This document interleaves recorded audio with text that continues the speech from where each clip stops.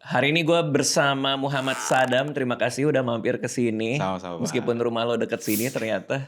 Tetanggaan ternyata Kayak kita. gue tiap hari ngelewatin rumah lo deh kalau memang di jalan itu. Bener.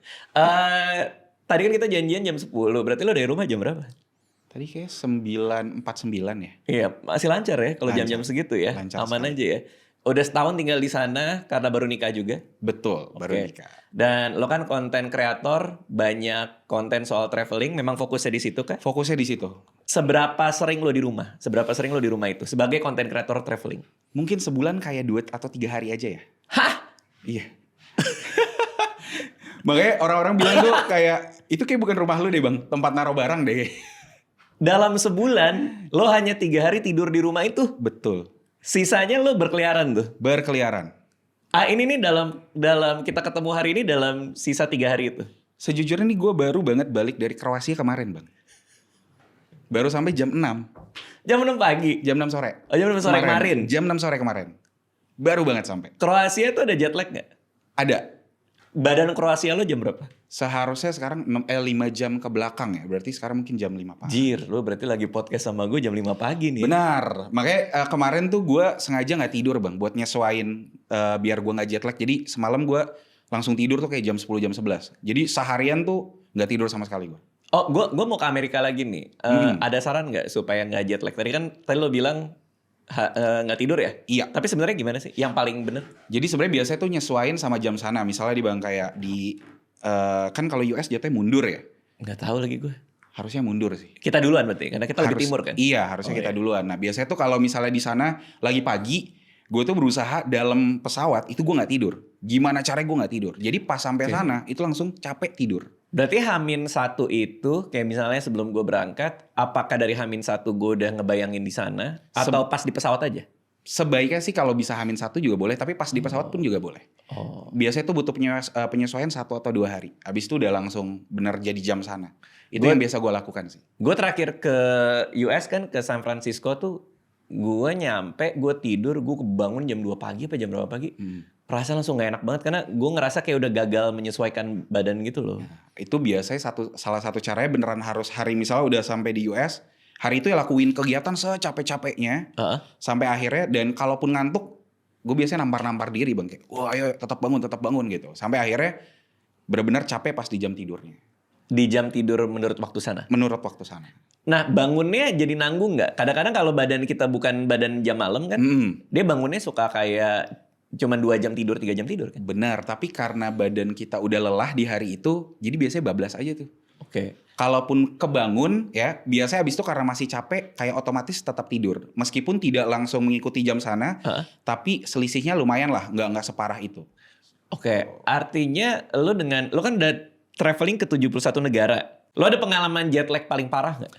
US sih sebenarnya paling parah. Oh itu? Iya, waktu itu kan waktu ke US tuh dulu baru ngunjungin 26 negara. Jadi belum Itu baru terlalu, jadi belum terlalu tahu teknik-tekniknya lah untuk menyesuaikan jet lag. Tapi setelah ke beberapa negara, pas balik lagi ke US udah ke 60-an negara, nah waktu itu udah tahu tuh cara ngakalinnya gimana. Jadi beneran, makanya kan teman-teman gue tuh suka nanya, kok lu bisa sih kayak lu gak ada jet lag ya? Kayak waktu itu Jordan, 4 hari kemudian gue udah di Eropa. Itu kan udah beda tuh. Jadi kok bisa gitu, dan gue tetap berkegiatan ya karena salah satunya menyesuaikannya dengan cara ya di pesawat nggak tidur, mengikuti jam sana gitu. Oke. Berarti jet lag lu udah nggak ada worry? Nggak ada, itu udah bukan masalah. Kalau tiba-tiba lu dikasih tiket besok lo mau ke New York, lu udah nggak mikirin jet lag lagi? Udah Gue berangkat aja gitu? Nggak mikirin. Ini 4 atau 5 hari lagi harusnya gue ke Sydney bang, Aussie. 4 hari lagi? 4 hari lagi. Makanya kan sebulan, nah ini khusus nih bang buat datang ke sini. Spare waktu seminggu. Mantap. 4 hari lagi lo ke Sydney. Kemarin dari Kroasia. Kemarin tuh 1 bulan habis keliling negara Balkan. Oh. Kroasia, Albania, Montenegro, Kosovo, North Makedonia, Yunani, Serbia. Oke. Lo jelasin ke gue arrangementnya. Lo lagi di sini lo seminggu kan katanya di Jakarta. Iya. Ya segituan lah. Sebelumnya dari Kroasia, negara Balkan, lo akan ke Sydney, ke Australia. Betul. Oke, dalam 4 hari.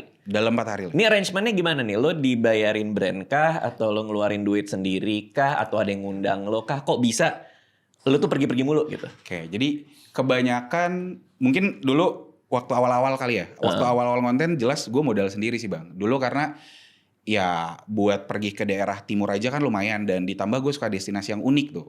Timur itu masih Indonesia Timur? Indonesia Timur Oke. gitu. Nah, karena ya mau nggak mau harus ngeluarin modal.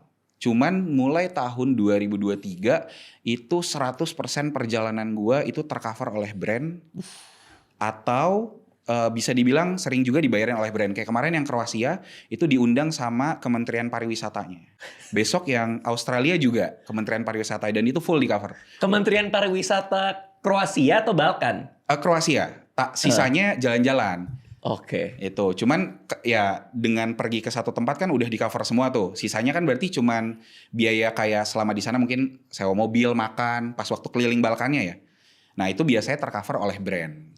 Gue sekali-sekalinya pernah diundang itu sama pariwisata Singapura. Oke, Singapura juga pernah. Itu it's like 15 tahun lalu mungkin. Zaman-zaman gue ngeblog tuh. Waktu itu misi mereka satu. Membuat orang tahu ada sisi lain dari Singapura selain Orchard waktu itu. Oke. Terus arrangementnya gue dibayarin tiket pesawat. Tiket pesawat sama hotel, dan gue reimburse bebas. Wow. Jadi gue ngapain aja reimburse lah. Iya, Dia iya, bilang iya. gitu. Which is ya, abis itu gue ngumpulin bon, pas gue kirim. Kalau dulu gue terima lewat agensi sini tapi. Nah, Australia ini gimana nih? Kok lu bisa ke Australia dengan kementerian? Mereka lumayan strict juga kan sebenarnya. Wah, strict banget sih. Nah, itu apa yang terjadi dengan lu tuh? Lu dapat email atau? Iya, dapat email waktu itu, dapat tawaran kerjasama untuk mempromosikan daerah sana. Tapi ini yang kedua kali sih. Waktu itu pernah juga Western Australia, TWA. Nah, biasanya tuh kalau tourism board ya bang, sekalinya lu udah diundang dan bagus, itu biasanya nama lu tuh selalu masuk kayak ke dalam beberapa agensi. Aha. Jadi gue juga kurang tahu ya, mereka tuh kayak punya satu kayak agensi yang buat nyari gitu. Kayak misalnya dari Indonesia siapa nih traveler, nanti keluar namanya. Oke. Kayak 5 atau 10 orang gitu. Nah, dari situ nanti mereka milih. Oke, berarti pertama kali Australia itu di Western Australia. Betul. Nah, itu dapat email.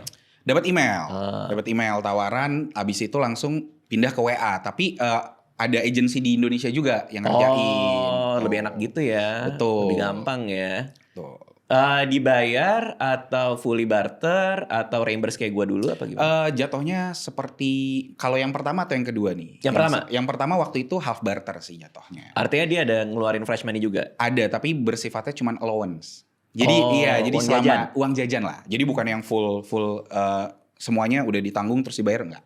Oke. Nah, kalau yang nanti 4 hari lagi dibayar? Sama, jadi semi juga gitu, dapat allowance harian lah kurang lebih. Oke. Apakah allowance itu udah saklek dari mereka atau mereka ngikut rate card lo? Biasanya sih mereka punya sendiri, terus kita nego sih. Oh, Tapi berarti boleh nego? Boleh. Oh, Tapi I biasanya see. allowance itu cukupnya kayak cuman buat ya kayak makan bang gitu. Kayak misalnya kita pengen jajan gitu. Iya, Jadi iya. masih jauh dari red card.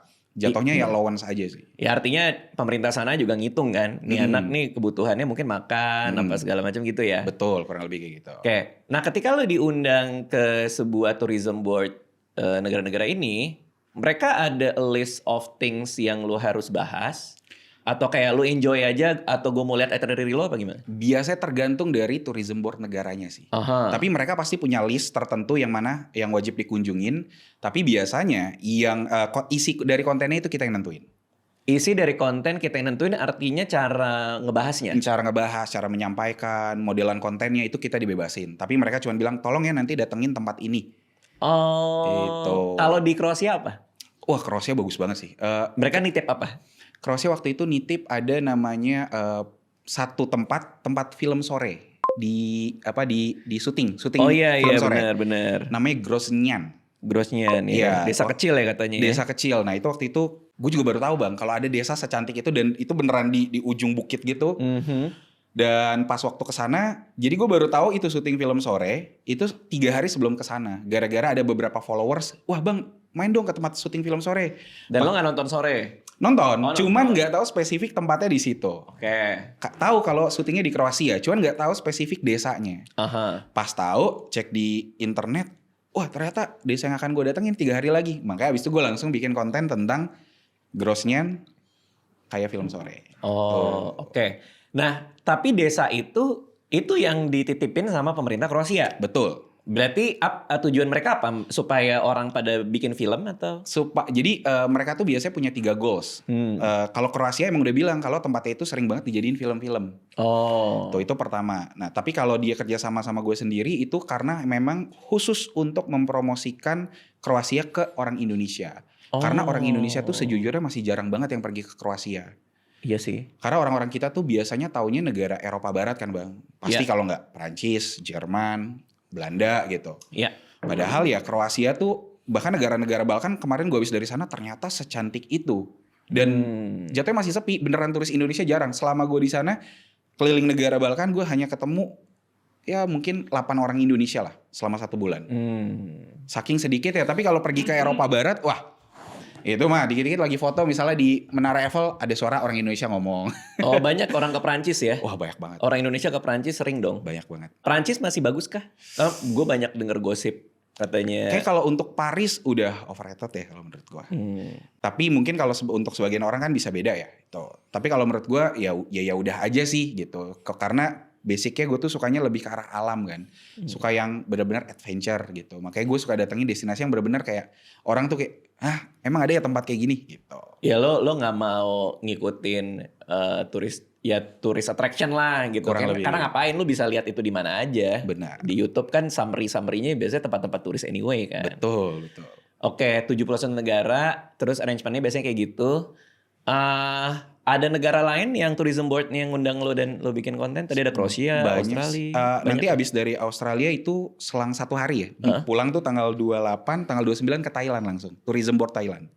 Chiang Mai. Gila. Harus ke Chiang Mai? Harus ke Chiang Mai. Karena dia pengen Chiang Mai yang jadi ini utamanya diiklankan utamanya. Tourism board Thailand. Saya cinta sekali Thailand. Tolonglah. Saya juga mau lah kebagian lah. Gue kesana deh. Gue emang suka banget Thailand kan. Suka banget Bangkok, suka banget. Tapi belum pernah ke Chiang Mai sih. Ada band favorit gue dari Chiang Mai. Apa tuh? Tapi gue emang suka liat lu ke Thailand kan bang. Suka kayak ngedit film juga kan. Iya, warnain film, color grading di sana. Cinta banget gue sama Thailand. Satu band favorit gue dari Thailand namanya Yon Lapa. Dia base-nya di Chiang Mai. Jadi tiap kali gue ke Thailand gue DM mereka. Ada di Bangkok nggak? Ada di Bangkok nggak? Sorry belum. Dia bilang gitu. Oh iya. Oke, itu sama tourism board Thailand. Nah, pejabat-pejabatnya suka ketemu lo nggak sih? Ada nggak sih yang ketemu lo? Kadang kalau negara waktu gue Kroasia itu nggak sengaja ketemu sama KBRI-nya Kroasia. Oh lebih ke KBRI berarti? KBRI. Jarang sih kalau pejabat negaranya gitu. Tapi biasanya yang mungkin turun semacam kayak kalau di kita tuh kayak wali kota kali ya. Ada, pernah ketemu? Ada beberapa kali. Wali kota mana? Waktu itu pernah, jatuhnya, tapi dulu banget ya, waktu masih main bola ya waktu itu di Swedia sama Italia waktu itu. Oh lo kan anak SSB kan? Iya dulu waktu main bola, jatuhnya akademi, ya sama lah, SSB atau akademi sama lah. Disambut sama orang sana karena lo mewakili tim bola lo kan? Betul, mewakili Indonesia. Wakil Indonesia. Jadi lo emang kecil tuh basicnya kan atlet. Makanya sebenarnya menarik karena orang-orang tuh kan kayak tadi ya bang, kayak gue sehari cuman di Indonesia 2 hari gitu. Orang tuh suka bertanya kayak, kok lo bisa gitu kan? Karena emang basicnya dulu atlet kan. Jadi secara fisik cukup memadai untuk melakukan kegiatan tanpa henti. Gitu. Pernah main bola ketika traveling gak? Pernah beberapa kali. Ketika sekarang jadi content creator? Iya. Setelah dari FHW? Iya benar, suka banget tuh. Suka banget karena ya namanya basicnya atlet ya. Jadi kadang kalau ada orang anak kecil main di jalan itu gue pasti ikutan tuh bang. Oh lo tackling tuh? Tackling. Mau kecil mau gede bodo amat ya. Kecil lagi main. Bro tiba-tiba apaan nih? Lo sering main kayak gitu? Sering banget. Bener-bener sering banget. Terus banyak dari mereka terus kayak kaget. Kaget kok jago gitu. Kok bisa gitu. Yaudah akhirnya ujung-ujungnya jadi main gitu. Jadi gue emang suka banget. Gue suka banget pengalaman kayak gitu tuh bang. Pernah ada satu pengalaman yang menarik banget waktu gue ke Sumba tuh bang. Iya. Nah itu waktu awal-awal mula bikin konten ya. Konten tuh waktu itu lagi road trip 21 hari. Waktu itu ngeceng-ngecengan sampai akhirnya sampai di Sumba. Ada satu semacam apa ya? Jatuhnya kayak lomba adat lah ya. Berkuda waktu itu. Terus gue foto-fotoin tuh. Terus nunjukin lah ke mereka semua kan kayak, weh mereka kayak happy, wah keren banget gitu. Akhirnya mereka ngomong, mau nggak abis ini datang ke rumah kita mau adain pesta kecil-kecilan karena kuda kita menang, dia bilang gitu. Oke. Oh boleh dia bilang gitu. Gue bilang kayak boleh gitu. Boleh datanglah ke rumahnya ngobrol-ngobrol. Iya. Intinya mereka happy banget gitu. Happy banget. Happy karena menang atau difotoin? Dua-duanya. Karena ya jarang kan mereka dapat dokumentasi, karena setelah itu gue tuh kirim-kirim semua hasil fotonya ke mereka bang. Iya. Gitu. Terus mereka kayak wah happy banget, bla bla ngobrol-ngobrol, terus kayak dia bilang ke temennya, kita adain upacara adat aja kali ya, kita angkat ini orang jadi keluarga. Terus kayak, upacara adat keluarga? Iya gitu. Maksudnya gimana gitu? Kamu mau nggak tapi gitu? Ya mau gitu kan? Ya mau lagi. Ya mau lah gitu. Akhirnya malam itu diadain upacara adat kecil-kecilan, itu kayak dipakein kain sumba bang, gitu. Terus kita dikeliling-kelilingin gitu sama keluarganya, terus kita kayak dicium-cium gitu pakai hidung kayak nggak tau lah mereka ngomong bahasa mereka ya gitu. Abis itu mereka ngomong kayak Nak Sadam, setelah ini Nak Sadam kapanpun kembali ke Sumba, Nak Sadam datanglah ke keluarga kami, dia bilang gitu. Merinding tuh bang ceritanya. Pernah kesana lagi nggak? Wah sering banget. Dengan keluarga itu? Belum pernah ketemu sekeluarga full, tapi anaknya beberapa kali ketemu. Gitu. Waktu itu daerah Sumba Barat. Wow. Tuh. Pernah ke Sumba nggak bang? Sumba belum. Belum pernah. Keren Itu banget ya pasti ya? Secantik itu. Karena udah keluarga, pernah nggak lo kesana terus misalnya, wah nih kayaknya budget gue kegedean nih, terus lo nyamperin, kan kita keluarga nih. Lo nggak pernah kayak gitu ya lo ya? Lo pernah minjem duit nggak pas lagi traveling? Karena dompet hilang? Alhamdulillah belum pernah sih. Belum pernah kejadian seperti itu. Jangan pernah bang, bukan belum, jangan pernah. Kecopetan juga nggak pernah? Nggak pernah. Karena mungkin salah satunya gue cukup aware sama sekitar gue. Karena balik lagi kan dulu pernah jadi pemain bola, jadi pandangan gue cukup luas nih bang. Jadi gue bisa ngeliat ke kanan kejadian apa gitu. Oh, karena jadi, lo pemain bola. Responnya cepat. Pemain tengah berarti lo dulu? Bener, gelandang bertahan. Oh oke. Berarti lo kalau misalnya lagi di mana, visi gelandang bertahan lo ngelihat ada orang ngapain dikit, lo oper bola tuh. tetap bola yang dioper. 71 negara, terus lo ada cerita di Sumba gitu. Kayak lo banyak mengalami cerita-cerita menarik ya di perjalanan. Banyak banget. Makanya waktu itu baru banget gue kemarin ngepost di IG gue bang. Gue bilang, ini kayaknya kalau gue bikin podcast kayak 30 episode juga gak akan kelar. Karena banyak ceritanya. Iya banyak banget gitu. Karena gak mungkin bisa nge-share dalam 1 menit di IG dong gitu. Betul. Yang cukur rambut tuh apa tuh? Itu waktu itu, itu viral banget. Karena itu kejadian kayak 2022 atau 2023 di Nepal. Jadi after gue naik Everest Base Camp tuh bang, terus gue ke bawah kayak aduh kok gue ngerasa buluk banget, dekil gitu kan. Iya. Iseng pengen potong rambut. Nah datanglah ke tempat potong. Aduh kalau inget aja udah ketawa. Jadi waktu datang itu di daerah namanya Tamel. Tamel tuh di Kathmandu, Nepal. Itu kayak semacam memang daerah yang orang bilang tuh kayak daerah turis lah. Ngeliat tukang cukur bener-bener pinggir jalan gitu. Kayak wah ini kayak menarik karena ada yang lagi cukur. Ya udah gue nunggu tuh bang gitu. Udah kelar cukur. Mau dong cukur gitu. Oh ya boleh gitu. Nah pas gue ngeliat tempatnya nih emang rada sus, cuman kayaknya ya wajar lah Nepal kan. Cukur, lagi cukurnya sebenarnya normal-normal aja gitu. After cukurnya nih dia nanya, do you ya dengan Nepal ya, do you want add more something? Dia bilang kayak gitu. What gitu. Gue bilang kayak face massage, dia bilang gitu. Ya it's okay dia bilang gitu. Ya udah boleh gitu. Di inilah gue bang kan dimulai tuh normal aja pertama set di depan nih kayak ada semacam tempat buat cuci rambut ya. Orang kan biasa cuci rambut ke belakang kan bang, umumnya ya kan, cuci rambut cuci muka tuh biasa ke belakang digini. Ini enggak bang, gue dikedepanin set muka gue digituin. Masukin air? Iya masukin kayak tempat baskom gitu kayak terus gue kayak ngomong kayak wah ini terus. Nah ini yang bagian mulai epic ya bang. Jadi dia tuh nguel muka tapi sampai ya rada jorok sih ya. Jadi ini gua sampai dimasukin. Tangannya masuk ke mulut lo? Masuk bang. Iya begini. Lo minta cuci lidah atau cuci rambut sih? Makanya udah gitu kan dicuci. Nah udah kan susah banget. Wah terus gua sampai bilang kayak wih stop gitu. What happened? You see my face gitu kan. It's okay it's normal here, it's normal dia bilang gitu. Ya udahlah lanjut. Tapi kan. Tangannya cuci nggak dia? Nah, lo nggak tahu lah ya? Nggak tahu. Ini dia bagian terepik ya bang. Jadi udah selesai kelar, udah kelar. Wah gila.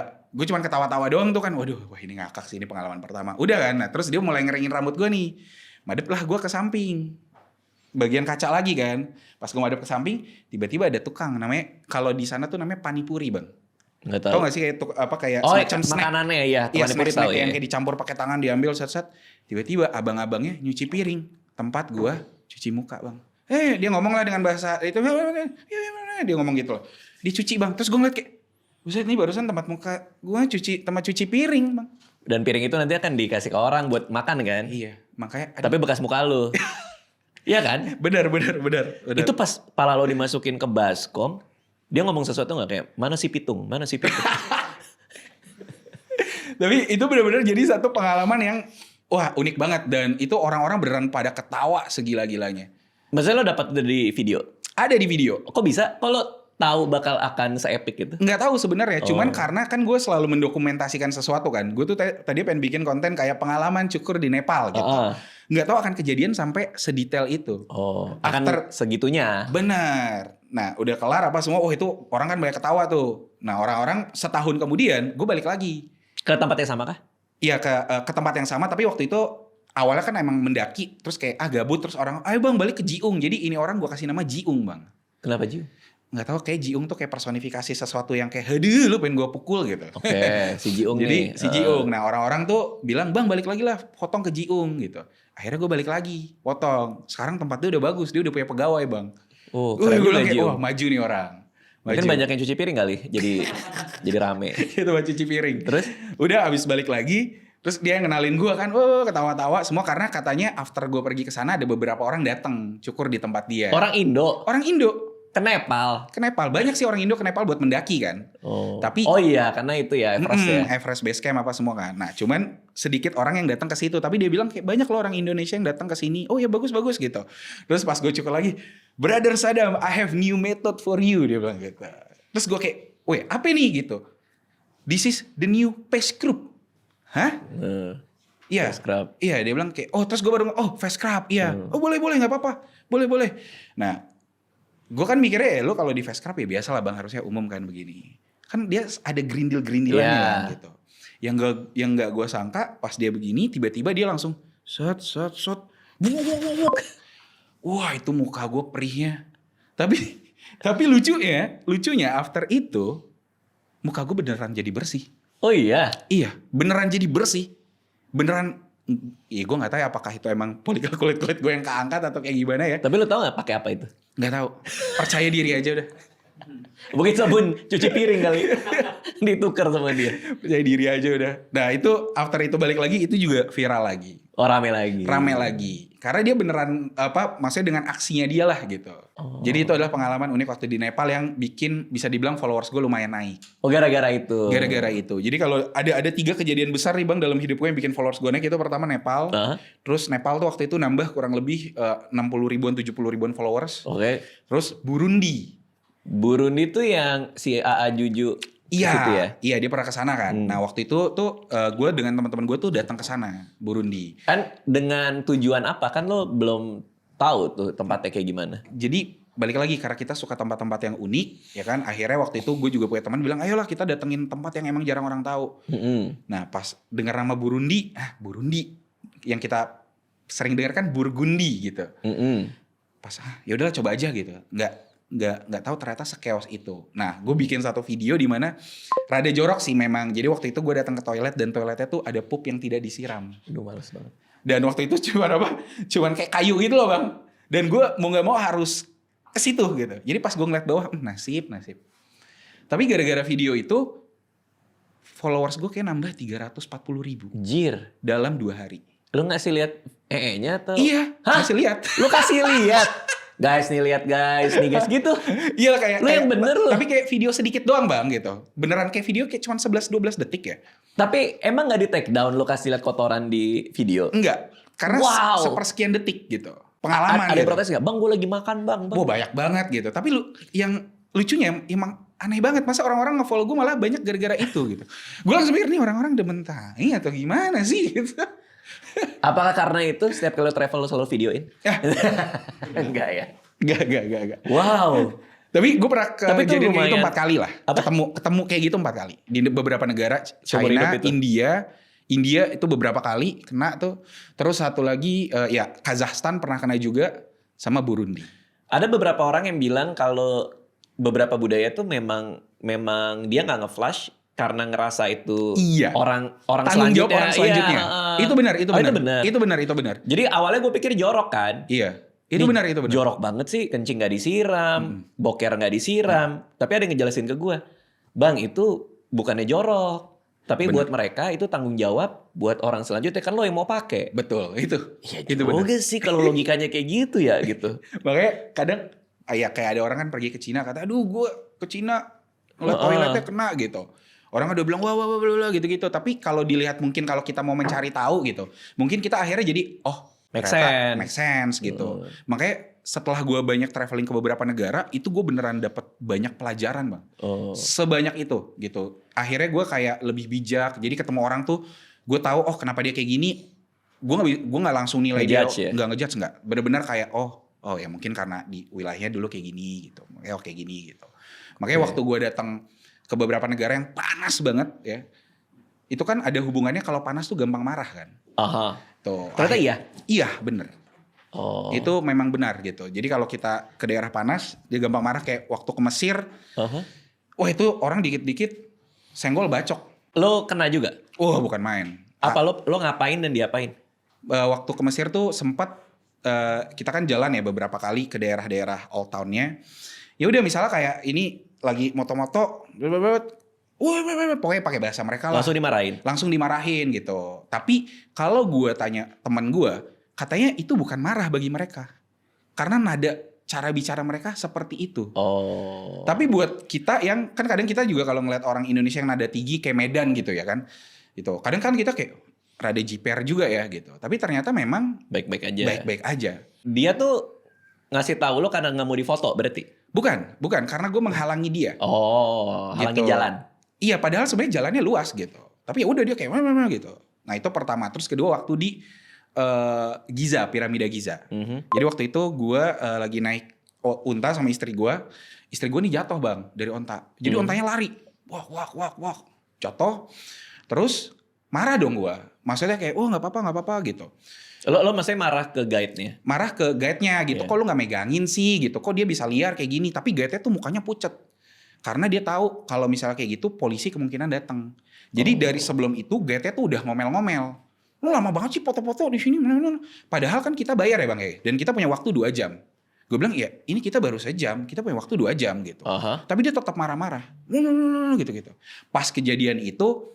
Jadi gue punya kesempatan lah buat marahin dia dan kayak, ini gimana nih? Karena vibing udah gak enak tuh. Iya, kayak gimana nih, bla bla. Terus dia akhirnya kayak nunduk tuh kayak rada takut karena polisi datang. Marah-marah terus diambil lah ininya dia kartu identitas buat dia jadi guide-nya lah. Bla bla. Terus gue punya teman guide orang Mesir juga kan, mahasiswa Mesir. Bang dia mau ditahan. Gue bilang ya janganlah, kasihan. Itu kan tempat dia nyari periuk nasi ya gitu. Udahlah gak apa-apa. Balikin aja gitu. Tapi bilangin ke dia ya. Balikin aja tuh maksudnya? Balikin ini ID card-nya. Suruh ngomong ke polisi maksudnya? Iya gitu. Udah gak apa-apa, gak usah ditahan. Polisinya sampai make sure beberapa kali ke gue. Ini gak apa-apa nih, gak apa-apa. Gak mau lu bawa ke polis. Jangan. Kasihan. Waduh. Gitu. Terlalu eskalatif ya. Tiba-tiba ya. Langsung mau ditahan dia ya. Makanya abis dari situ gue kayak bilang ke dia kayak, ya udah deh gak apa-apa. Tapi kasih kita keringanan waktu lah. Baik tuh dia bang. 30 menit doang. Nambah lagi setengah jam. Abis itu marah-marah lagi. Beneran marah-marah sampai datengin kita. Terus kenapa? Karena dia bilang, kelamaan nih waktu lu, kelamaan. Kan dia nambah 30 menit. Nah itu dia gue gak ngerti bang. Orang sana tuh gimana caranya, gue tuh pengen ngakalin lu lah.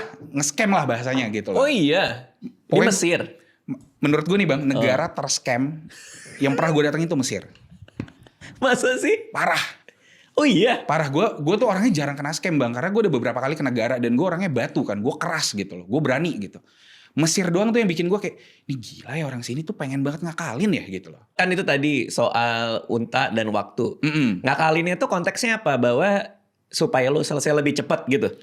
Dia, si orangnya. Iya, supaya gue selesai lebih cepat. Oh artinya dia courting waktunya? Benar. Oh maksudnya gitu. itu. Benar. Tapi kan kita punya jam.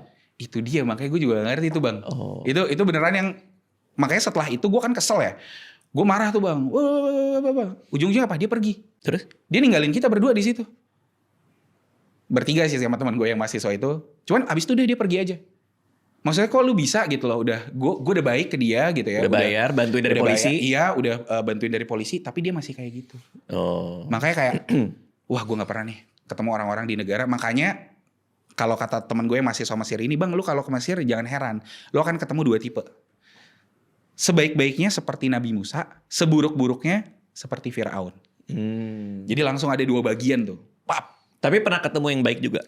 Pernah. Di Mesir? Di Mesir. Oh. Tapi perbandingannya jauh sama yang buruk. Jadi gue lebih banyak ketemu yang buruknya. Oh. Gitu. Tapi itu penilaian gue pribadi ya bang. Maksudnya kayak berdasarkan pengalaman pribadi. Karena ada beberapa teman yang kesana juga aman-aman aja. Apakah lo akan balik lagi ke Mesir? Kalau untuk traveling sepertinya tidak ya. Kalau traveling enggak? Emang apa lagi selain traveling? Mungkin bawa tamu kali ya. Oh. Gitu. Maksudnya kalau gue traveling ke sana sendiri enggak sih, tapi kalau bawa teman-teman yang pengen traveling mungkin iya. Oh. Tuh. Karena kan gue punya semacam travel agency ya gitu. Oh, lo ada bisnis itu juga? Iya. Lo yang nemenin sendiri? Iya, gue yang nemenin sendiri. Khusus buat datengin negara-negara yang emang unik. Ada ini nggak? Ada hal-hal scam yang lo alamin tapi hubungannya sama taksi gitu? Itu kan kayak banyak tuh kalau taksi mau nge-scam. Itu banyak. Lo udah tahu ini lo sendiri nih? Radar lo sendiri? Udah tahu sih. Cuman tetap aja sih bang gitu. Kayak kadang tuh mereka dan kadang gue juga kayak ya udahlah selisih dikit bodo amat. Karena saking capeknya misalnya udah tenaga udah habis. Salah satunya juga di Mesir, tapi pernah juga kena di Turki, di Kirgistan, tapi paling banyak di Mesir. Jadi apa? Argo dimatiin atau? Malah gue lebih seneng argo dimatiin. Nah itu Jadi kita bikin kesepakatan di awal. Gitu. Kadang gue tuh karena udah sering bang, jadi gue buat video. Aha. Buat kalau udah tahu nih, wah nih negara scam nih. Jadi gue diem-diem ngevideoin dengan ada suara dia. Aha. Buat jaga-jaga dengan gue pakai kalkulator. Caranya biasa kayak gitu. Gue nanya berapa nih? Gue suruh tulis dia sendiri. Padahal lagi direkam. Iya biasanya ngerekam kan temen gue misalnya gitu. Okay. Gue suruh tulis sendiri, misalnya berapa? Ya. Ya segini ya, bener ya, nggak nambah lagi ya. Di situ gitu. Udah di make share baru pergi. Nah itu aman kalau itu? Itu biasanya aman. Oh, nggak ada yang tiba-tiba minta nambah? Kadang minta, tadi kan lu kita jauh nih, macet nih, muter gitu. Kadang tetap minta nambah, tapi karena kita kasih nggak bisa. Nggak bisa, ini gue ada bukti loh, bla bla bla gini-gini gitu. Jadi akhirnya kadang dia kayak ya udah. Nah, biasanya modusnya apa? Modus taksi luar negeri itu biasanya gimana? Biasanya salah satunya macet. Gue harus putar balik nih gitu. Jadi lo nambah ya gitu? Iya, kadang dia nggak langsung ngomong bang. Gitu, dia cuma ngomong, there is traffic jam. Bahasa mereka lah ya kan, kadang bahasa Mesir nggak tahu lah tuh, kadang bahasa sana Kirgis. Ya udah mau nggak mau kita muter gitu. Muter ya kan kita taunya ya itu kan keputusan dia ya, kita nggak ada hubungannya. Tapi tetap dia nge-charge ke kita. Itu sering banget. Tapi mungkin buat teman-teman ya salah satunya mengakalinnya kayak gitu sih bang. Kalau negara-negara Eropa aman tuh? Mungkin negara Eropa bahayanya copet ya. Lebih ke copet. Ya. Iya, itu lebih sering sih. Kayak waktu gue pernah datang ke Perancis, ikut tour agency ya, travel agency, itu malingnya sampai masuk kamar bang. Hah? Masuk kamar hotel. Masa maling masuk kamar hotel? Parah, beneran. Lo ngelihat malingnya atau? Enggak, itu hari pertama kita datang ke Perancis, itu kita baru istirahat, itu dimalingin, masuk ke dalam. Gimana ceritanya sih? Jadi lo tidur? Enggak sekamar sama gue, jadi teman gue bang. Ya teman lo tidur nih. Iya teman gue tidur gitu. Lalu? Terus kita ada kegiatan di ya kayak cuman makan gitu. Terus balik-balik barangnya hilang. Barang hilang nih? HP, dompet semua isinya paspor. What the hell? Makanya. Maling masuk ke kamar. Iya, makanya menurut gue Perancis tuh semengerikan itu ya. Wah gila bro. Itu penginapan apa? Airbnb? Iya kayak hostel sih. Tapi hostel masa nggak aman sih? Makanya kita sampai lu nggak punya CCTV iya. apa? Padahal kan dikunci. Dan harusnya punya akses kita. Kita mikirnya kayak gitu. Oh. Kita punya Annabelle-nya seperti itu. Gitu. Makanya malah gue tuh ngerasa lebih aman pergi ke negara-negara Timur Tengah, Bang. Oh iya? Iya, kayak Oman. Wah, Masya Allah Oman tuh. Aman banget? Wah, aman. Oh, itu negara terbersih, tercantik di Timur Tengah ya versi gue, Bang. Wah, itu cantik sekali.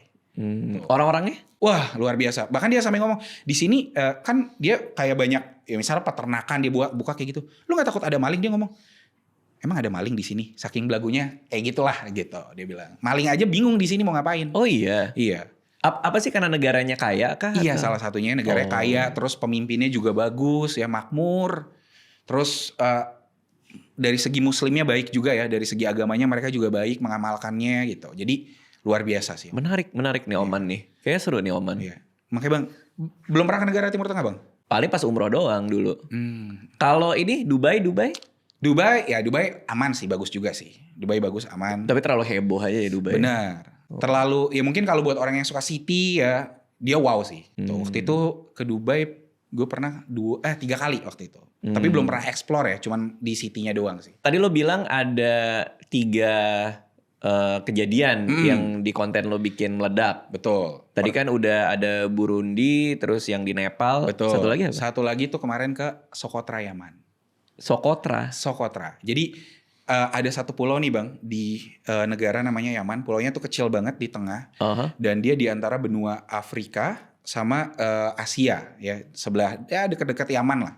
Nah, ini pulau itu unik sekali. Jadi apa yang ada di pulau itu nggak bisa ditemukan di tempat lain, di dunia lain. Jadi dulu kejadiannya waktu bumi kita tuh masih satu kepulauan ya, Pangea kan pecah tuh jadi Gondwana, Laurasia. Nah si Socotra ini ada di tengah-tengah antara pecahan itu semua.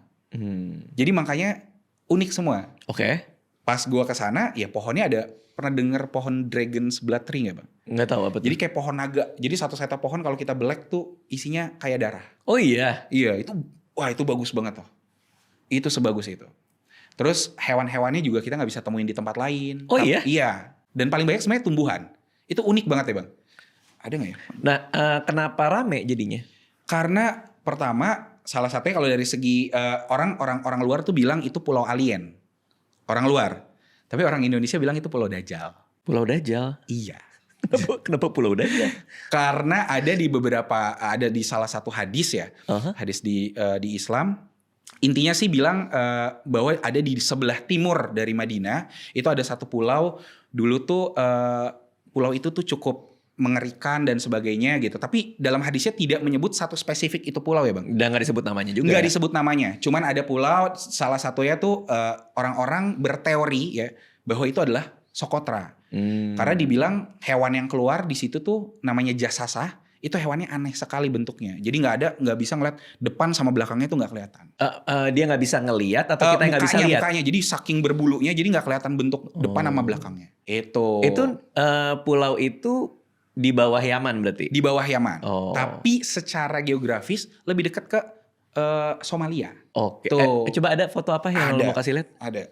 Karena waktu gue kesana tuh semua orang tuh benar-benar kayak wah emang ada ya pulau seperti ini, emang ada ya gitu. Dan orang Indonesia yang buat kesana tuh susah banget sih Bang. Karena penerbangannya susah, harus charter pesawat. Dan lo charter? Iya waktu itu barengan sama beberapa orang sih. Dan gue tuh pergi pas lagi perang Bang. Perang yang kemarin? Iya kemarin. Makanya semua orang pada bilang kok lu berani-beraninya gitu. Kapan lagi? Kenapa kapan lagi? Karena penerbangannya jarang ada. Terus buat kesana itu butuh izin khusus. Jadi iya, jadi Yaman itu kan lagi perang internal ya Bang, utara sama selatan. Nah, Socotra ini bagian dari Yaman Selatan. Nah, Yaman Selatan ini punya benderanya sendiri dan ngeluarin visa sendiri. Jadi nggak bisa tuh kalau gue ngurus di Indonesia. Jadi harus mereka yang nerbitin. Salah satunya harus pakai travel lokal. Gila, susah banget bro. Coba lihat. Apa ini pohon atau apa yang mau lo kasih lihat? Bentar lagi gue buka trip juga sih ke sana, Oktober ini. Ke tempat itu? Iya, pengen ngajak orang-orang sih. Tapi kan itu uncertain juga ke sananya. Benar. Tapi itulah yang menarik Bang. Bro, gila bro, keren banget bro. Ini ininya? Iya. Pohonnya? Ini pohonnya. Kayak ini ya, kayak bohongan ya? Iya. Ini ada di majalah Bobo waktu kecil Bang. Oh ini malamnya kayak gitu. Wow. Iya. Oh mungkin ada yang kelihatan. Wow. Fullnya itu. Wow, keren banget.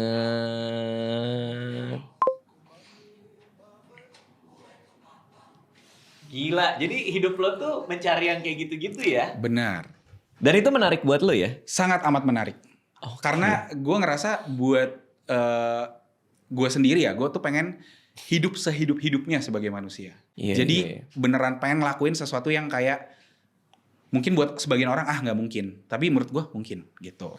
Gue tuh masih punya kesulitan untuk menyenangi traveling kalau gue. Kenapa tuh Bang? Karena istri gue suka banget traveling, teman-teman pada suka traveling. Gue belum menemukan gimana cara gue bisa menyenangi traveling. Gak tahu gue. Pertama argumen gue nih. gue bisa lihat, gue bisa nonton dengan ada di YouTube segala macam, gue bisa lihat oh ini namanya itu. Jadi kalau untuk pengetahuan gue bisa nonton ketimbang gue datang, itu satu. Yang kedua kan adalah tempat-tempat negara-negara kita kunjungin dan kita suka dan kita ngerasa kayak impian gue nih buat kesana gitu kali ya, ngelihat ada satu monumen atau apapun gitu lah. Datanglah ke sana ngeliat monumennya. Tapi kan ada lokal di seberang jalan yang lagi makan segala macam. Iya. Kok dia biasa aja sih? Ngerti gak sih maksud gue? Ngerti. Gue jadi ngerasa kayak apa biasa aja ya gitu. Makanya gue nggak bisa dapet untuk diri gue sendiri memaksa gue buat travel gara-gara itu. Oke. Karena gue ngerasa ada rasa bahwa istimewanya tuh kalau buat gue di bagian mana sih gitu. Gue bisa paham kalau orang lain, tapi kalau buat gue di bagian mana? Sampai akhirnya gue memahami bahwa yang menarik buat gue adalah kalau gue traveling dengan satu tujuan spesifik. Oke, contohnya? Contoh, gue masuk core memory gue nggak pernah lupa ketika gue ke Australia nonton festival komedi Karena di Melbourne. Tujuannya itu? Iya, Melbourne International Comedy Festival. Itu gue datang ngeliat, gue menyerap the festive. Kalau gue naik taksi, si supir taksinya bilang, yeah, you're coming for the comedy festival gitu. Iya gitu. Terus itu gue suka tuh. Jadi gue baru nemu. Nah makanya sekarang gue kalau traveling sama keluarga gue nyari dulu gue mau ngapain di sana dan untuk cerita apa buat gue. Tapi kalau buat Anissa kan pasti beda lagi ya kalau buat gue gitu. Kayak gue mau ke Jepang, gue mau tour onsen. Jadi gue mau mandi di banyak sekali onsen. Jadi gue udah punya itinerary-nya. Terus gue kan lagi suka main kartu tuh Magic the Gathering. Oke. November itu ada turnamen terbesar di dunia dia di Atlanta. Jadi gue mau ke sana untuk itu. Nah itu bikin semangat. Itu semangat gue. Nah kalau lu gimana? Kalau lu kan lu adalah yang bukan yang gue seneng, yang ngelihat tempat menarik kan. Betul. Nah itu tidak membuat gue bergairah kalau itu.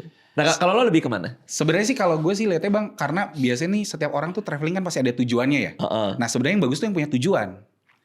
Yang nggak punya tujuan tuh pasti jadi nggak menarik. Iya. Bener itu udah pasti nggak menarik. Kayak ya udah gue ngikut aja. Kayak salah satunya waktu gue ke Korea ya kan nemenin istri, ya dia pengen kesana ya gue nggak begitu attach sama Korea. Ini pasti karena drakor. Betul, K-pop ya.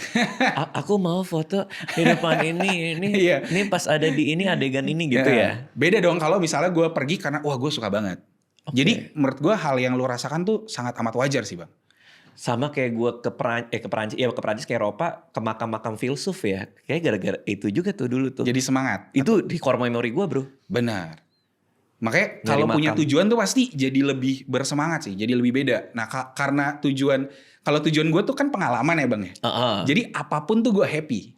Nah tapi kan apapun itu lu gak tahu sebelum lu nyampe kan. Betul. Nah itulah yang gue cari bang malah.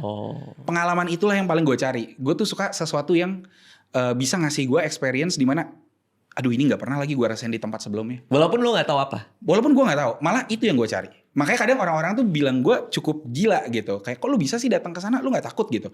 Ini kayak baru-baru ini gue di DM sama Kementerian Pariwisata, bukan Kementerian ya semacam orang wisatanya Iran. Oke. Disuruh ke Iran bang gue. Sama disuruh ke Afghanistan. Dengan kondisi lagi gini. Dengan kondisi lagi kayak ini. Kalau ditanya gue mau pergi nggak, berani nggak? Berani. Oh iya. Berani. Pergi. Gitu. Tapi gak tahu ya istri gue ngizinin atau enggak. Beda bro, ya. Bro di Discord gue ada loh orang tinggal di Timur Tengah. Terus dia nanya di Discord. Boleh cek gak di TV ada berita apa. Soalnya ada suara bom dan listrik udah mati sekian jam. Bro tadi ada ini bro, ada ini pada bantuin nyari berita. Lu mau dateng? Tapi kan dia gak mungkin mempromosikan daerah yang tidak aman kan. Jadi kemungkinan iya sih. Kalau itu sih iya sih. Jadi ya, positifnya gue adalah pasti dia ngundang gue untuk ke daerah-daerah yang bagus. Oke. Itu biasanya sih kayak gitu. Tapi pengalaman gue dari banyak traveling, memang banyak tipe orang bang untuk traveling. Ada yang tipe ya backpackeran, luxury dan sebagainya. Dan gue sama sekali tidak pernah menjudge orang-orang tersebut ketika datang suatu negara. Kan tadi lu sempat mention bahwa kok nih orang warga ngeliat itu biasa aja kan? Iya. Karena dia terbiasa melihat itu setiap hari. Jadi ya itu. Jadi biasa kan? Nah tapi buat orang kayak kita mungkin ya nggak pernah ngeliat itu setiap hari. Jadi ya luar biasa. Kayak waktu gue ngeliat aurora, wah itu luar biasa banget rasanya bang. Kayak wah. Tapi orang lokal, sana iya. Orang lokal kayak hehe. Udah gitu doang kan. Gitu. Nah, tapi itu membuat gue jadi kayak the experience tuh jadi kayak nggak maksimal. Oh karena ngeliatnya biasa aja. Karena ada orang lokal ngeliatnya biasa aja. Lo boleh nggak sih seru juga? Karena kalau misalnya katakanlah gue ngeliat Aurora, kan Anissa apa lagi? Sampai anak kita tadinya namanya mau Aurora. Oh berarti Kanisa udah lihat Aurora? Belum pernah. Oh belum pernah. Salah satu bucket listnya dia. Kanisa jangan lupa pergi. Ntar gue temenin. Pakai travel lo ya, pakai travel lo. Udah, terus gue nggak bayangin, gue udah kesana ngelihat, abis itu orang di hotel gitu, oh ada lagi, gitu loh, itu nyebelin. Berarti mungkin perginya kurang jauh bang, harusnya pergi yang nggak ada orang lokal. Mungkin, iya. Seharusnya gitu ya. Benar. Jadi ada perasaan kayak, ini istimewa nggak sih gitu loh? Ada rasa kayak gitu. Mungkin kayak misalnya ada orang datang ke Jakarta ngelihat Monas gitu kali ya. Benar. Buat kita kan Monas biasa aja. gitu. Benar, benar. Ya, yang kayak gitu-gitu sih. Tapi itu gue setuju bang. Kalau orang lokalnya itu punya Excited. vibes yang beda, itu ke kita pun kebawa. Kayak waktu gue kan sempat waktu itu ikut travel Aurora ya. Jadi gue pengen ngerasain nih gitu kan. Waktu gue tuh ke kurang lebih hampir 3 minggu ya mencari Aurora. Iya. Itu gue 2 minggu selalu dapat Aurora bang. Ya, which is susah kan? Sebenarnya susah. Tapi karena gue tahu caranya, gue udah riset apa semua, itu gue nyetiran ke pinggir-pinggiran naik mobil. Oh tahu. Tapi gue pengen coba nih experience gimana sih kalau pakai tour lokal. Ternyata dapat juga, dan karena si orang lokalnya ini yang fotonya happy banget kayak look Aurora. Kita juga kayak wah gitu. Sama grup yang sebelah yang ngeliat rame-rame, cuman kayak come guys, take a photo. Karena dia biasa aja, gue juga ngeliat grup sebelah kayak yang Itu dia. apaan sih gitu. Itu dia. Jadi menurut gue karena orang lokalnya juga sih bang. Iya. Benar. Jadi kita harus mencari satu experience, satu tempat, satu objek yang membuat orang lokal excited. Atau kalau memang itu biasa aja dilihat, orang lokal itu minimal seru juga lah gitu. Yang nemenin kita ya. Benar. Yang nemenin kita, kalau nggak kita ngedown tau. Itu benar. Makanya setiap gue traveling itu harus ada satu orang temen nih bang yang berisik bacot. Iya, itu benar-benar menghidupkan suasana. Make sense. Karena kalau kita datengin tempat sama orang-orang yang nggak tepat, itu pasti nggak ada memori yang mengikat gitu. Oke. Karena kadang yang gue suka tuh dari traveling bukan tujuannya, tapi perjalanan menuju ke tujuannya. Nah itu menarik karena banyak story-nya kan. Betul. Lo pernah jadi berteman sama orang yang ketemu di negara lo travel nggak? Wah sering banget. Sampai lengket sampai sekarang? Sampai lengket. Sampai beberapa kali kayak kalau lu ke negara ini jangan lupa kontak gue ya gitu. Siapa yang paling membekas di hati lo? Paling membekas waktu itu ketemu sama orang di salah satunya Yaman ya, yang Yaman ini. Waktu kemarin Socotra, yang nemenin gue tuh baik banget, asik banget. Terus gue nanya bang ke dia kayak, lu pernah umroh nggak? Itu nggak pernah. Tapi lu pengen umroh nggak? Wah pengen banget gitu. Gue janji ke dia bang, gue janji kalau gue balik lagi ke Socotra, lu gue ajak umroh. Oh iya? Iya. Itu orang lokal sana? Orang lokal sana. Orang Yaman? Orang Socotra. Orang Socotra. Iya. Kan mereka beda ya bahasanya ya. Bahasa Sokotri sama bahasa Arab kan beda. Gitu. Jadi benar-benar membekas banget di gue lah dia. Sebaik itu hospitality mereka luar biasa. Meskipun mereka guide ya. Dia nih guide tapi kayak temen. Apa yang ngebekas? Karena bagian mana? Gue ngerasa tuh dia bukan cuman jadi guide, jadi teman. Dia beneran nemenin gue kesana. Dan dia punya rasa... Kan dia pasti sering banget nganterin orang kan. Tapi rasa dia ketika mengenalkan sesuatu tuh masih ada di matanya. Berbinar gitu. Lu bisa ngerasain? Bisa ngerasain. Dan gue suka banget sama orang yang passion akan hal itu. Apapun yang dia kerjain, kalau dia passion gue suka banget. Dan gue menghargai banget. Nah kalau di Eropa tuh kalau pakai tour guide apa segala macam. Atau gue lagi ketemunya yang banyak kayak gitu kali ya.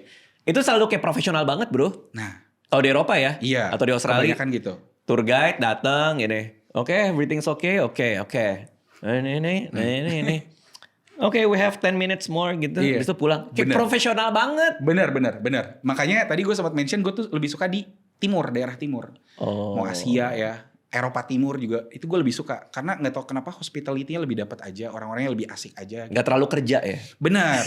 itu benar. Kan sesuatu yang dinikmati ya. Pekerjaan apapun ketika dinikmati tuh ya selain hasilnya luar biasa, ke dalam tubuh kita pun, diri kita pun hasilnya juga luar biasa. Soalnya gue pernah dapet tuh dia lagi nyetir mobil, terus waktu di Australia kan nyetir mobil, terus kayak abisnya kita kemana lagi ya? Ya terserah lu aja, dia bilang. Tapi jangan lama-lama ya, gue ada pertandingan footy nih, Australian football. Gue mau minum sama bir dingin gue di rumah, mau nonton itu gitu. Jadi jangan sampai gue gak bisa nonton nih gitu. Oke siap. Aneh banget dia gitu. Ya maksudnya, tapi rata-rata kayak gitu kalau bule. Benar, itu benar. Bule tuh bener-bener kayak ini waktu gua buat lu, ya udah gitu. Tapi nggak usah diomongin boleh nggak sih gitu. Ngerti nggak sih maksud gue? Benar. Ngerti. Nggak usah dibilang kalau Ngerti. gue punya urusan nih gitu. Ngerti. Bisa nggak sih? Karena kan kita juga nggak kayak gitu ke mereka kan. Benar. Nggak kayak gue kan bayar lu kan kita juga nggak gitu. Betul. Gitu. Ya lagi-lagi mungkin masalah culture aja, masalah budaya aja. Kita. Tapi sorry Bang gue potong. Tapi selain itu, ya tadi karena ada tujuan, negara apa lu punya nggak sih Bang satu mimpi buat datengin satu negara gitu? Kayak gue harus datang nih sama keluarga gue ke sana karena waktu gue sendiri mimpi gue tuh berubah. Oke. Gitu. Nah, ini gara-gara YouTube nih dan semua foto-foto yang beredar di mana-mana. Kalau untuk objek dan untuk gambar video itu gue jadi nggak ada. Karena apapun yang pengen gue lihat, gue bisa lihat di YouTube. Nah, semua orang bilang feel-nya beda. Iya, tapi kan bentuknya sama. Jadi artinya, kalaupun gue punya tujuan sekarang, either itu buat event for the experience gitu, experience of the event, atau ada satu cerita yang bisa gue dapetin dari datang ke tempat itu, apapun ceritanya gitu. Contoh kayak dulu gue tinggal di Jepang sama nyokap gue pas di S2, itu dia dibantuin banget sama keluarga Jepang yang tinggal di sana. Terus gue masih inget ada gue manggilnya Oma. Si Oma ini dulu suka bukain TV-nya buat gue nonton Gundam di TV-nya dia. Nah itu masuk core memory gue. Kalau suatu hari gue ke Jepang lagi dan gue punya waktu kesempatan ketemu Oma ini, itu gue pasti kesana karena gue punya cerita dan memorinya. Benar. Sama gue ke Adelaide lagi setelah lama gue nggak kesana, lulus kuliah gue kesana lagi. Itu gue berbinar-binar dan berseri-seri muka gue. Nah jadi gue nggak kalau tadi kan lo bilang ada nggak tempat yang lo pengen lo lihat? Kalau lihat sih nggak bro. Kalau lihat nggak. Tapi kalau ada story, ada tujuan seperti event tadi mungkin iya. Nah ada nggak sekarang? Kalau sekarang dan apakah berubah? Kalau sekarang sih setelah punya anak punya istri, gue lebih dengerin mereka. Kayak gue lebih dalam posisi lu mau kemana mau ngapain? Ya udah, ayo kalau gue bisa gue temenin. Kalau sekarang gitu. Atau sebaliknya, ketika Anissa pengen pergi ke Korea, seperti istri lo, dan gue kayaknya belum bisa relate sama Korea, dan dia pengen pergi sendiri sama temennya, girls trip gitu ya silakan aja, dia pergi sama temennya. Tapi abis itu dia datang lagi, kayaknya ada hal yang kamu suka deh sini, segala macam gitu. Gitu sih. Kalau lo apa emang? Gue tuh pas traveling sendiri, dulu tuh kan gue suka banget traveling sendiri karena gue ngerasa kayak wah ini experience-nya beda nih kalau sendiri. Tapi setelah tambah lama, oh ternyata traveling sendiri enak, dapat banyak pengalaman dan sebagainya. Tapi ternyata cerita yang menarik adalah cerita yang dibagikan. Gitu. Jadi kalau gue gue suka membagikan itu ke followers gue ya bang. Tapi ternyata beda ketika ada orang di samping kita yang nemenin kita bisa ngerasain hal yang sama. Jadi ada teman cerita di situ. Kayak, ih bagus ya bla bla. Which is istri. Makanya setelah gue merasakan hal itu, ternyata pergi berdua enak. Makanya istri kita boyong kemana-mana bang. Oh, lo nikah udah berapa lama? Baru setahun. Nah karena baru setahun.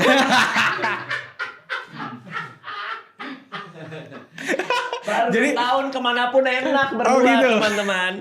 Lo baru setahun kemana ke Alfamart aja lo boyong.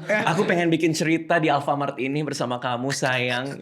Baru setahun bro, baru setahun. Mungkin masih euforia. Punya pasangan. Awal-awal ya. Semoga sih enggak ya terus-terusan. Enggak ya itu kalau gue pribadi semenjak punya anak dengan si Anissa pergi bareng gue dan sama anak, hal yang kecil-kecil dengan keluarga itu yang justru ngebekas. Kayak misalnya pembicaraan di meja makan di hotel kita mau makan apa malam ini di apartemen di Melbourne misalnya. Yang ngebekas tuh kayak gitu, the memory of being together. Betul. Itu ketimbang lu datang ke satu lokasi terus melihat sesuatu gitu loh. Sekarang ini. Iya. Jadi hal-hal kecil itu yang gue masukin ke kepala anak gue, memori-memori kecil yang gue masukin di kepala anak gue, itu yang akan ngebekas. Nah kemarin sepupu gue WhatsApp Anissa bilang, istrinya sepupu gue bilang makan bareng yuk gitu. Makan bareng lah gue kemarin, gue traktir sama dia. Gue kalau sama dia biasanya ditraktir tuh. Traktir gue di restoran steak mahal gitu di Jakarta Pusat. Gue datang duluan, dia datang, kita ngobrol panjang lebar, catching up gitu. Terus terakhir dia bilang gini, kayak kita harus liburan bareng deh. Anak-anak gue sama anak-anak lu sama sepupu-sepupu yang lain gitu. Karena tahu gak sih di kepala gue yang nyangkut itu liburan sama kalian-kalian semua gitu. Di kepala gue yang nyangkut itu gitu. Oh iya juga sih ya gitu. Karena kita jadi lengket, kita jadi dekat karena kita barengan di sebuah tempat berpetualang bersama gitu. The whole journey of that adventure itu loh. Iya. Bukan masalah lu kemana ngeliat apa. Bener, berarti proses menuju tujuannya kan. Iya. Ada cerita di tengahnya, bener. Rasa yang didapetin dari punya tujuan yang sama di satu tempat yang spesifik. Betul. Nah itu yang ngebekas gitu. Wah gue pulang ke rumah langsung. Kita harus kemana ya? Nggak harus mahal-mahal dia bilang. Kita bisa ke puncak rame-rame pun juga ya udah. Betul. Gitu. Betul. Atau zaman kecil dulu dia cerita sama sepupu-sepupu pergi ke Jogja atau ke Bali naik mobil disetirin gitu sama keluarga sama om tante. Itu yang kebekas di kepala dia gitu. Bukan di Bali ada apa, bukan di Jogja ada apa gitu. Benar. Nah, filosofi itulah sekarang yang gue rasain dengan keluarga gue. Nah bro, nanti lo akan ngerasain, lo baru setahun nikah kan? Baru setahun. Lo akan ngerasain ketika punya anak. Dan anak lo begitu masuk ke sebuah tempat atau menginjakan kaki di negara lain, terus matanya ngebuka kayak, wow, this is so cool. Itu core memory-nya. Itu kebahagiaan lo tuh itu. Itu kebahagiaan. Gue ngebayangin lo ngomong aja tadi bang merinding tuh gue. Oh iya? Iya, karena kebayang aja maksudnya dengan lo cerita tadi ekspresi lo kebahagiaan lo tuh sampai nih ke gue Iya. nih gitu. The perfect picture moment itu lo sebagai bapak duduk di pinggir jalan di bench pinggir jalan gitu, kayak di taman atau dimanapun duduk gini, set gitu. Capek kan? Capek terus anak lo di pinggir lagi begini. Wih. Seru nih gitu. Nikmatin udara, seru nih terus lo di belakang.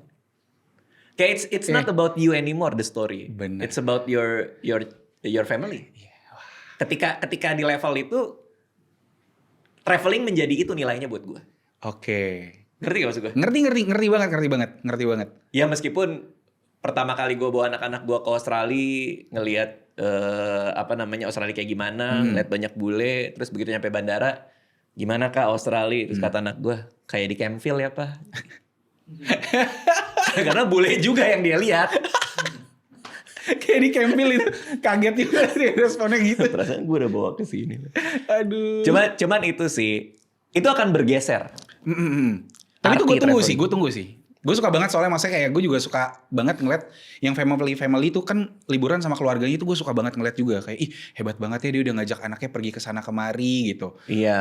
Karena gue yakin, ya gue kan waktu kecil juga pernah diajak nyokap pergi kemana dan itu bener jadi core memory. Jadi ketika datengin lewat itu jalan, ih dulu pernah kesini sama mama gitu. Iya. Tapi gue gak pengen juga kayak, lo sering gak sih lagi traveling ngeliat ada keluarga, terus kok kayaknya cemberut semua gitu? Nah ada beberapa, Iya, biasanya kan? karena salah satunya panas. Oh. Itu paling sering tuh. Jadi datengin tempat, makanya kadang tuh gue suka banget datengin tempat di waktu yang tepat. Jadi bukan cuma datang doang, tapi harus di waktu yang tepat. Itu Karena make kadang sense. itu banyak misalnya contoh ya gitu. Ada orang contoh nih kan pergi ke Jepang ya bang, pas summer. Dia nggak tahu nih kalau summer di Jepang tuh lembab banget. Wah segerah itu kan. Akhirnya ujung-ujungnya pas dia datang ke Jepang banyaknya di mall. Karena sepanas itu. Nggak fun deh kalau summer di Jepang itu ya? Tergantung. Kalau misalnya suka hiking, fun banget. Suka maksudnya outdoor, wah asik banget di Jepang kalau summer. Tapi kalau nggak suka hal itu, lengket gitu ya? aduh, Humid skip gitu. sih. Parah. Beneran sekeringetan itu. Tuh. Tapi lu suka Jepang gak bang? Gua suka Jepang. Suka kan? Suka, tapi gua belum kesada lagi. Terakhir gua ke Okinawa. Okinawa. Paling selatan tuh ya. Iya, Okinawa. Buat festival film. Terakhir sih ke situ. Dulu tinggal di Mito gua. 2 jam dari Tokyo. Dulu, tapi belum kesana lagi. Sekarang udah lumayan beda sih Jepang menurut gue. Iya, gua mau ke Hokkaido sih. Oh, Kaido bagus. Iya, gua mau ke Hokkaido. Gua mau tour onsen di situ. Itu kan banyak onsen tuh. Bener. Nah, berarti lo setahun menikah selalu pergi sama istri, pernah ninggalin istri untuk travel nggak? Sering. Sekarang ini? Iya, setelah sering. menikah pun? Iya, selama nikah pun. Oh. Kayak kemarin tuh waktu ke Socotra gak ngajak. Itu 12 hari. Nah, itu apa pertimbangannya? Bahaya. Oh. Gitu. Bahaya. Karena gue punya satu prinsip. Kalau misalnya kita mau datengin tempat berbahaya, ya salah satu dari kita tetap harus stay. Apalagi ketika nanti punya keluarga. Iya sih, make sense sih. Tuh, jadi tapi kalau makanya riset gue lumayan kuat sih biasanya. Buat gini, ini aman gak gitu. Kalau misalnya aman, oke, ikut. Kayak besok nih, yang Thailand itu gue sekaligus mau ke Laos sama Myanmar. Nah, Myanmar ini masih rada abu-abu nih. Gue ngajak dia nggak ya, kan Myanmar masih konflik atau apa gitu. Nah, biasanya sih pertimbangan ngajaknya kayak gitu. Selama negaranya aman pasti ikut. Nah, ketika nikah terus terpisah 12 hari itu gimana tuh? Nggak enak juga dong pasti kan? Apalagi baru-baru. Kalau gue sih biasa aja ya. Nggak tahu sih istri gue gimana sih, Bang. Kalau gue karena udah terbiasa ya, dan gue sangat enjoy dengan traveling gitu ya. Jadi gue kayak, wah, tapi karena gue udah sering pergi bareng sama dia, kadang tuh gue sih suka tiba-tiba ngeliat kanan sendiri, Bang. Wah, gila bagus banget ya abis liat kanan. Karena kebiasaan ada dia. Jadi setahun menikah, setahun. Jadi kadang suka kayak, ya mau cerita nggak ada orangnya. Gitu. Setelah 71 negara, lo udah keliling kemana-mana. Apa yang negara mana yang masih jadi bucket list lo? Baru-baru ini belum New Zealand sih. Jadi belum. Tapi rencana itu mungkin bulan Oktober atau November ini. Akan New Zealand. Soalnya jujur kita tuh punya 3 impian bareng kan. Yang sama-sama kita berdua tuh pengen banget datengin. Yang pertama itu waktu itu Aurora. Terus Maldives. Dan yang terakhir ini ya New Zealand. Itu kayak sebenarnya ada satu, tapi itu kayak bucket list tambahan, itu berenang sama paus di French Polynesia. Yang paus ini bukan paus bungkuk. Iya. Yang gede banget. Tapi bukan paus biru ya, bukan paus biru. Hunchback whale itu. Iya, betul. Wah, bisa itu berenang sama paus itu. Itu di French Polynesia, namanya Moorea tempatnya. Tempat-tempat yang jadi suka biasa film Moana itu terinspirasi dari sana. Tuh. Nah, itu kayak bucket list 2 gue tuh yang belum dijalani sama istri gue. Sebagai traveler, istri lo juga konten kreator traveling juga kan? Iya, sama. Sebagai dua-duanya konten kreator traveling, ketika sudah nikah, pilihan honeymoonnya kemana jadinya? Nah, ini yang menarik sih. Jadi orang kan biasanya honeymoon satu tempat ya, Bang.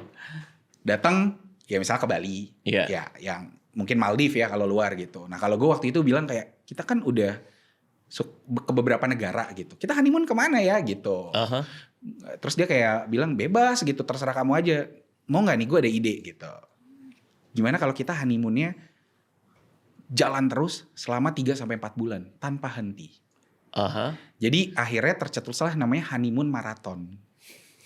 Jadi kita nggak di satu negara, Bang. Jadi itu kita pergi langsung waktu itu ke Mesir, Turki, Georgia, Armenia, terus kita ke Kenya, Tanzania, kayak gitu-gitu. Sampai akhirnya berhenti di Taiwan. Waktu itu 15 negara. 4 bulan, bro? 4 bulan. Honeymoon, makanya sebutnya honeymoon marathon. 4 bulan tuh nggak balik kan? Sebenarnya balik, tapi buat ngambil baju. Yang itu sehari 2 hari. Lo kenapa nggak beli baju aja? Tapi kan bawa brand juga, Bang. Reload brand gitu. Ada brand. Karena kan nggak mungkin kirim ke Tanzania, wah ribet banget gitu kan. Akhirnya mau nggak mau reload, kan tetap butuh uang ya, Bang. Betul. Oke, berapa budget paling besar yang lo keluarin buat satu negara? Pernah ngitung nggak lo?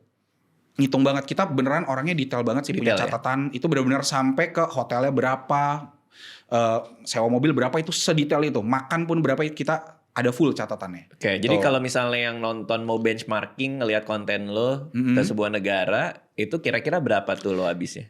Misalnya contoh waktu yang paling mahal ya. Ini paling mahal Aurora itu. Aurora trip. Aurora itu di Greenland bukan? Waktu itu sih kalau gue di Skandinavia, itu Norwegia, Finlandia dan sebagainya. Nah itu 3 minggu pergi kurang lebih habis ya 120 juta. Per orang. 2 minggu deh, 2 minggu. 2 minggu 120 juta. 120 juta itu lo pergi sama istri juga kah? Sama istri. Jadi berdua ya 240. Iya. 240 tuh udah semua? Semua all in. Pesawat, penginapan, sewa mobil, semuanya, makanan dan semuanya. Dan lo nyaman pasti dong dengan 240 juta? Itu nyaman. Kalau mau liburan gak nyaman ada, Bang. Gue pernah pergi ke Afrika yang kemarin tuh 3 minggu. Tebak penginapan habis berapa?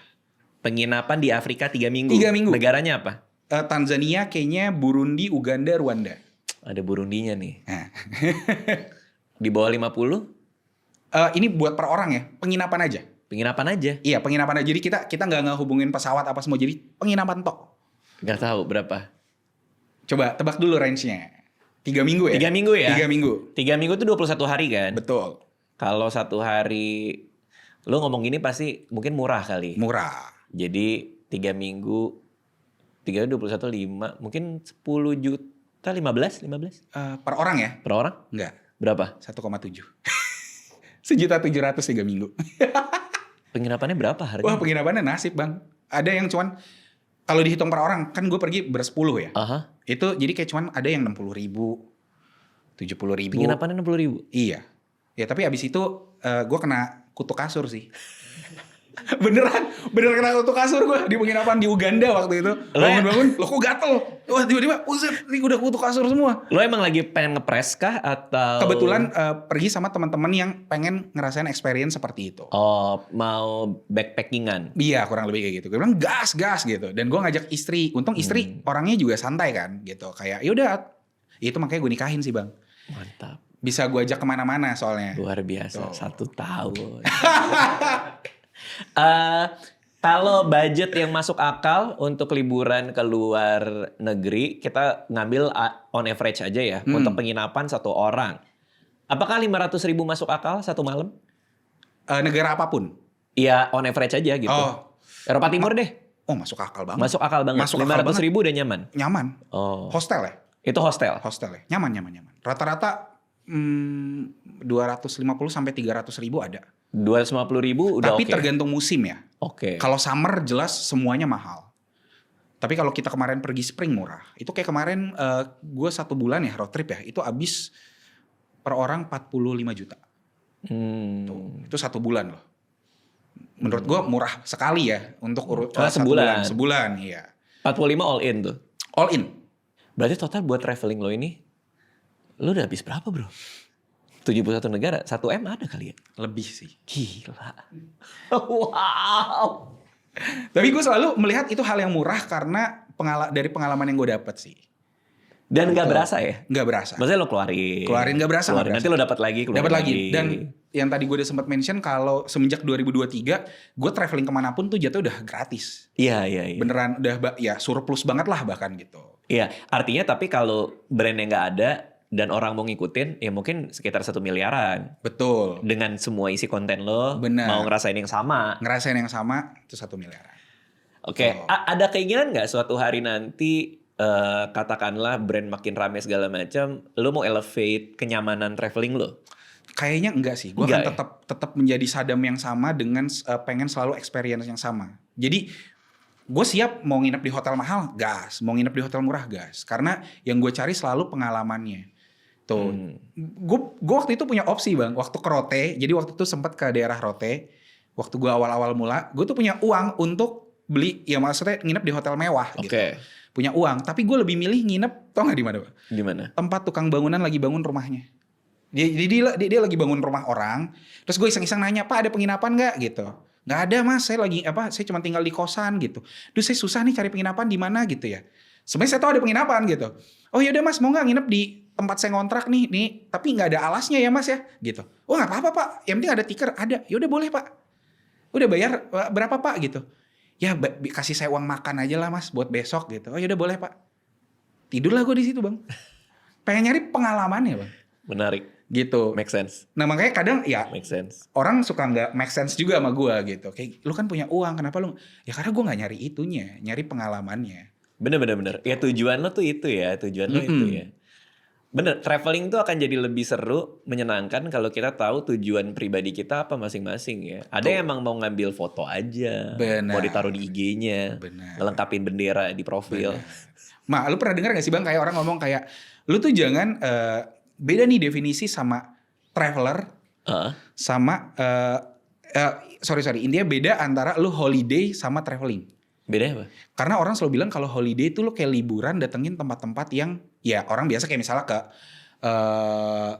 ngelihat Eiffel itu buat orang checklist. Iya itu orang cuma bilang holiday. Itu lu bukan traveling gitu. Itu holiday itu. Itu holiday. Padahal kan sebenarnya sama kan. Dan gue selalu melihat bahwa ya semuanya sama karena lu datang ke suatu tempat untuk menikmati tujuan lu.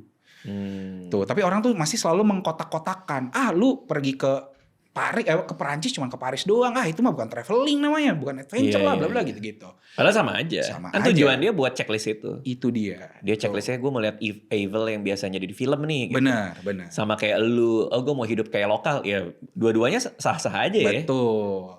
Dan Oke. orang nih menurut gue masih banyak suka salah juga bang terkait dengan traveling mahal. Karena sebenarnya menurut gue traveling tuh murah asal lu mau susah. Susah dalam tanda kata bukan yang susah, maksudnya susah-susah kayak tadi gue tidur di itu ya bang lantai, bukan, tapi lebih ke arah apakah bersedia untuk mencari sedetail-detailnya data. Kayak tadi kan ke Afrika gitu-gitu kayak cuman 3 minggu penginapan 1,7 gitu kan. Iya.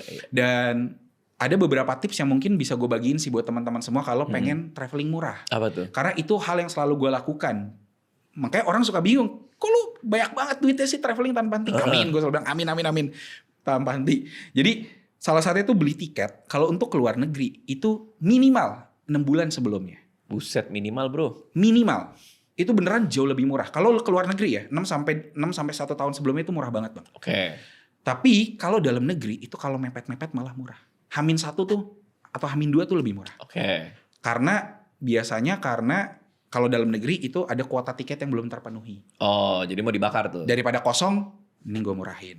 Tuh. Tapi Hah? nggak tahu ya, maksudnya mungkin teman-teman bisa make share juga sendiri. Itu sih yang pernah selalu gue rasakan 5 atau 6 tahun terakhir. Berarti lo 6 bulan ke depan pun tahu mau kemana?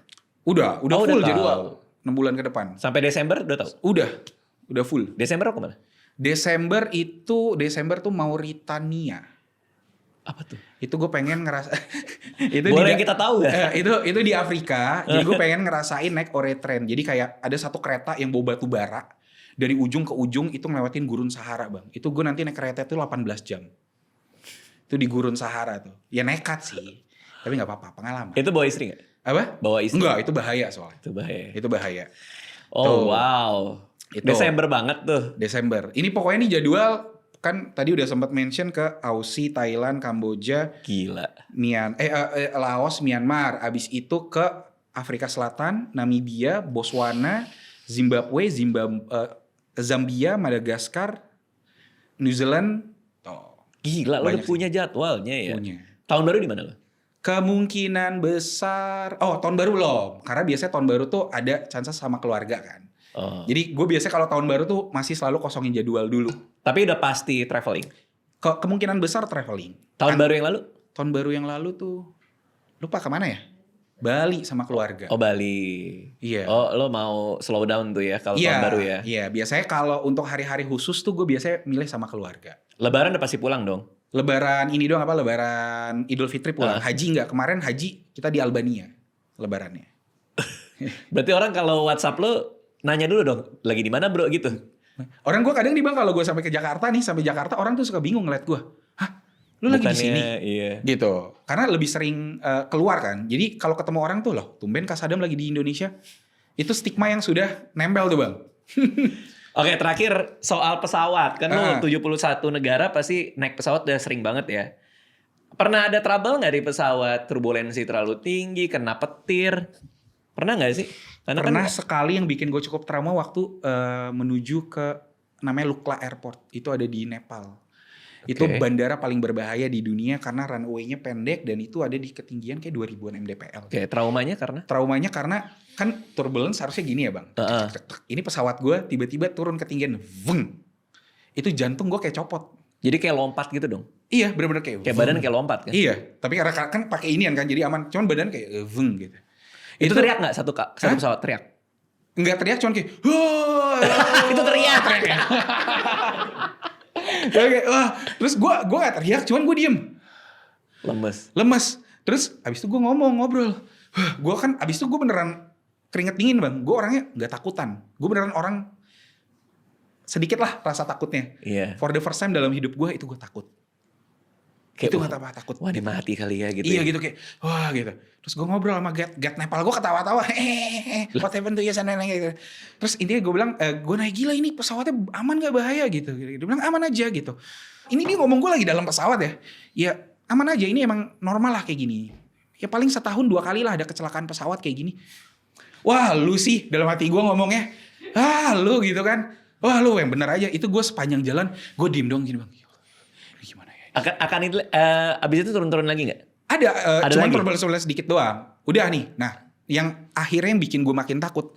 1 minggu setelah gue naik itu pesawat yang gue naikin kecelakaan. Nabrak tebing di Nepal. Mungkin. Beneran, Bang. Beneran. 1 minggu kemudian. Itu semua orang langsung pada nge-DM gue. Bang lu gak apa-apa kan bang, lu gak apa-apa kan bang, lu gak apa-apa kan. Nabrak tebing. Nabrak tebing. Hancur. Ada masih beritanya tuh. Itu gue lagi naik gunung di namanya Annapurna Base Camp. Wow. Itu waktu itu dia terbang lagi dari kota lah, lupa namanya, kalau gak salah namanya Pokhara. Dari Pokhara ke Kathmandu. Atau apa gitu. Gila. Itu wah, makanya gue kayak abis dari situ gue tuh beneran setiap ada getaran tuh di pesawat, itu selama 2 tahun gue takut bang. Jadi kalau getaran yang sampai bingung gue langsung kayak aduh, gue langsung kayak begitu. Tapi 90% aman. Aman. Jadi gue punya beberapa teman pilot, terus gue tanya pramugari, oh malah kalau pesawatnya goyang, itu lu santai aja, pesawatnya bekerja tandanya. Dan itu sesuatu yang lumrah, sama aja kayak lu naik mobil, tiba-tiba ada gejolokan cek. Biasa aja, nggak perlu khawatir gitu. Dan menurut dia pesawat tuh malah transportasi umum yang paling aman. Kalau kata teman gue ini gitu, dibandingkan yang lain-lain, pesawat menurut dia yang paling aman gitu. Tapi kan ada airline yang nggak maintain dengan baik, airline yang ini. Kan biasanya airline juga banyak yang bermasalah. Benar, itu gue ada satu pengalaman lucu. Gue pernah naik, boleh sebut brand gak ya? Jangan ya. Sebut adalah salah satu brand di luar negeri gitu ya bang ya. Itu gue pernah naik, terus itu apa sih namanya, skrup-skrupnya bang, itu semua udah apa namanya, longgar, karatan. Oh iya, karatan. Terus pas gue buka gini, copot. Adalah salah satu negara yang wah ya orang-orang harusnya tahu lah kalau negara ini cukup berbahaya juga gitu. Nah intinya pas gue kesana, wah ini aman gak sih pesawat sebuluk ini gitu loh. Terus pas gue buka jendela semuanya gores-goresan gitu. Jadi ngeri gitu. Tapi gue selalu punya pola pikir membenarkan lah. Ya pola pikir sendiri gitu kayak ya selama dibolehkan terbang harusnya aman-aman aja ya gitu. Selama dibolehkan terbang harusnya aman-aman aja ya. Selalu justifikasi gue tuh terhadap diri tuh seperti itu. Gila. Oke, berarti lo akan melakukan ini sampai kapan nggak tahu ya? Jadi karena nonton podcast lu juga bang beberapa tentang keuangan ya. Itu kemungkinan besar gue akan melakukan traveling gila ini sampai 35. Abis itu gue punya, kan lu sempat mention tuh bahwa pensiun terbaik adalah lu punya kebebasan memilih sesuatu yang lu sukai. Iya, untuk melakukan apa yang lu suka ya. Betul. Nah, karena gue melihat ini sebagai kerjaan masih, kadang gue capek. Gue happy tapi gue capek. Nah, nextnya tuh setelah umur 35, setelah tabungan pensiun gue cukup, gue pengen melakukan jalan-jalan yang gue nggak harus ngonten. Jadi gue benar-benar duduk menikmati. Itu adalah goals gue. Jadi setelah 35, saat ini rencana lo 35 konten berhenti lah. Iya, sebenarnya bukan berhenti total ya. Jadi kan gue biasa datengin satu negara, wah harus bikin konten ini A, B, C, gue buat storyline apalah semua. Nah nanti setelah 35 gue akan tetap traveling, akan tetap bikin konten, tapi ya yang bukan bersifat sebagai kerjaan. Iya, ya artinya mungkin lo kurangin banget. kontennya. Benar. Travelingnya masih kurang. Betul. Itu beneran goals gue banget, makanya gue tuh akan, ya semoga ya mungkin teman-teman bisa lihat 5 tahun ke depan gitu. Gue akan udah mengunjungi seluruh negara yang ada di dunia. Berapa negara sih sebenarnya? Kalau yang masuk UN ya itu 195. Sekarang 71. Buset, lu setengah aja belum bro. Tenang. Kan masih ada waktu 5 tahun. Makanya kan tadi gue sempat mention kan bahwa musuh terbesar gue adalah selalu gue merasa kekurangan waktu. Gitu. Gue pikir 71 tuh udah banyak banget. Ternyata setengah aja belum ya.